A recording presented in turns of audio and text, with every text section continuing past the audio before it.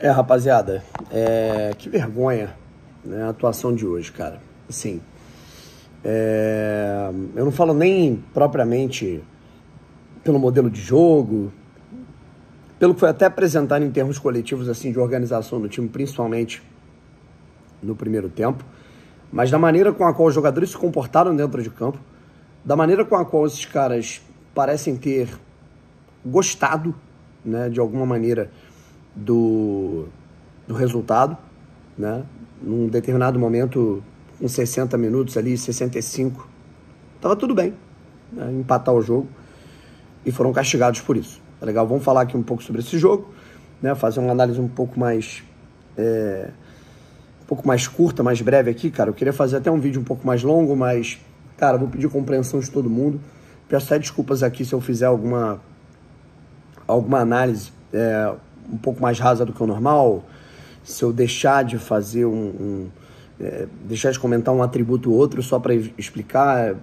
Cara, 1 da manhã aqui e eu acabei de ver que o meu Facebook, né, que é uma das minhas... Tô até gaguejando, cara.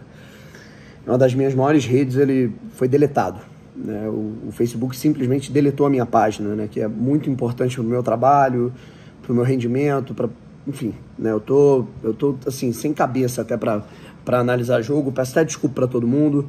E assim que eu terminar de gravar esse vídeo para vocês, que eu não posso deixar de fazer o pós-jogo, é um compromisso que eu tenho com vocês, eu já vou tentar resolver essa situação. Vou ter que virar à noite tentando entrar em contato, sabe-se lá com quem, para tentar resolver isso, cara. Vamos lá.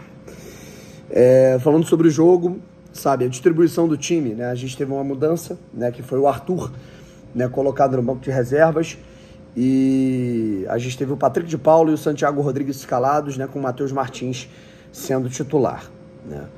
Para mim não há nenhum erro, né, digamos assim, ou nenhum absurdo no Arthur no banco. Eu não achei a partida do Arthur espetacular como uma galera achou contra o Palmeiras, mas o problema é colocar o Matheus Martins como titular, né. O Matheus, eu, assim, perdi completamente a paciência. É um cara que começou bem no Botafogo, foi muito bem quando ele chegou lá contra o Palmeiras, contra o São Paulo, contra o Flamengo, meteu aqueles 2 gols. Depois disso, o cara, ele se tornou um dos jogadores mais displicentes que eu já vi com a camisa do Botafogo. É um cara até esforçado, mas é um cara que tá ele não consegue pensar e agir ao mesmo tempo. É muito difícil trabalhar com um jogador dessa forma. O Botafogo até tinha uma distribuição interessante dentro do campo, né? É um modelo de jogo um pouco diferente do que se tinha com o Arthur Jorge, mas, cara, né, não se tem as peças que o Arthur tinha, né, como o Luiz Henrique, o Almada, né, e não veio nenhum jogador, por exemplo, para substituir os outros meias que foram embora, que foram o Eduardo e o Romero. Então você tem que escalar um terceiro homem de meio campo ali, que é o Patrick de Paula. O Botafogo até no primeiro tempo dominou um pouco o jogo, né, óbvio, e, porra, contra um time da inoperância da Universidade de Chile, você tem que mandar no jogo, você tem que controlar, mas de qualquer maneira o Botafogo pecava, né?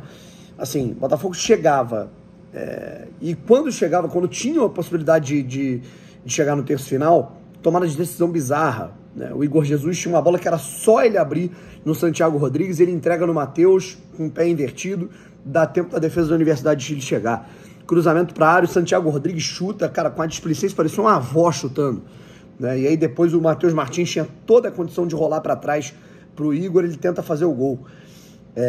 E aí no segundo tempo, o técnico da Universidade de Chile tira o centroavante e coloca o time um pouco mais móvel, para circular um pouco mais de bola, tentar pegar essa linha alta do Botafogo e povoar o meio campo. E o Botafogo não entende o Renato Paiva, né, e os jogadores ali, eles, né, não entendem, digamos assim, essa mudança que melhorou o time da Universidade de Chile. E aí, quando a Universidade de Chile gostou um pouco mais do jogo, equiparou um pouco mais de posse, conseguiu sair um pouco dessa pressão de posse do Botafogo, o que você espera? Que os jogadores tomem algum tipo de iniciativa, né? O técnico chegou até a tomar, né? Ia colocar já o Arthur e o Elias, né? O Elias, nossa, cara, entrou muito mal. O Arthur também, achei que entrou mal mais uma vez. Mas aí o Botafogo sofre o gol, porque os jogadores do Botafogo, num determinado momento, olharam pra cara do outro, tá bom empatar o jogo, né? Outro 0x0 tá de bom tamanho. Tá aí, né? Falta de comunicação entre o Jair e o Gregory, principalmente o seu Gregory, né? Que foi para dar o bote no mesmo lugar que o Jair e não deu bote. Ficou cercando. Já tinha um amarelo, né? não fez a marcação, completamente frouxa. Acabou que o Alexander Barbosa, coitado, ficou rendido, né? Barbosa que fez um jogo péssimo também, principalmente na construção. Errou tudo construindo. Que saudade do Bastos na série de bola. E aí saiu o gol do Diori. Caras, assim, todo mundo muito mal, individualmente falando. Marlon Freitas, pavoroso, de um jeito que eu não via, sei lá, cara, desde o segundo semestre de 23. Tem muito crédito, mas a gente tem que analisar o que foi o jogo. Foi muito mal. Telles mal.